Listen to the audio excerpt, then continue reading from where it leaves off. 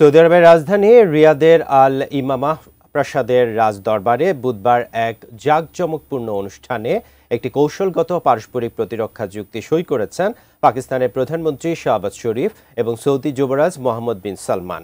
প্রায় ৮ দশকের পুরনো এই মিত্রতার ইতিহাসে এই চুক্তি ভূ রাজনৈতিক প্রেক্ষাপটে এক নতুন অধ্যায়ের সূচনা করতে পারে বলে মনে করছেন পর্যবেক্ষকরা। বিস্তারিত ডেস্ক রিপোর্টে। এই চুক্তি এমন এক সময় হলো যখন আঞ্চলিক রাজনীতিতে অস্থিরতা চরমে। গত 2 বছর ধরে ইসরায়েলের আগ্রাসন, বিশেষ করে গাজায় যুদ্ধ এবং প্রতিবেশী রাষ্ট্রগুলোতে হামলা মধ্যপ্রাচ্যের নিরাপত্তাকে নড়বড়ে করে দিয়েছে। সম্প্রতি কাতারের রাজধানী দোহায় ইসরায়েলের হামলার পর উপসাগরীয় দেশগুলোর মধ্যে নিরাপত্তা উদ্বেগ আরও বেড়েছে।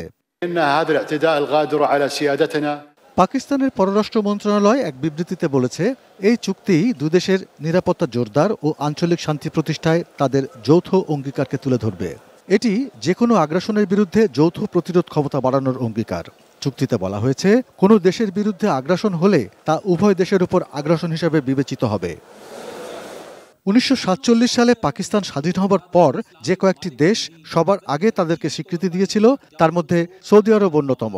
1951 সালে দুই দেশ একটি মৈত্রী চুক্তি স্বাক্ষর করে, যা কয়েক দশক ধরে কৌশলগত, রাজনৈতিক, সামরিক এবং অর্থনৈতিক সহযোগিতার ভিত্তি স্থাপন করে। সৌদি আরব ও পাকিস্তানের মধ্যে এই চুক্তির পর ভারতের পররাষ্ট্র মন্ত্রণালয় এক প্রতিক্রিয়া জানিয়েছে, তারা ভারতের জাতীয় নিরাপত্তার পাশাপাশি আঞ্চলিক ও বৈশ্বিক স্থিতিশীলতার উপর এই চুক্তির প্রভাব খতিয়ে দেখবে।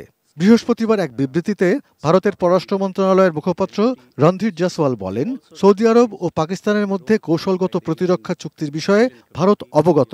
এই চুক্তি পাকিস্তান ও সৌদি আরব এই দুই দেশের মধ্যে একটি দীর্ঘস্থায়ী ব্যবস্থাকে আনুষ্ঠানিক রূপ দিয়েছে।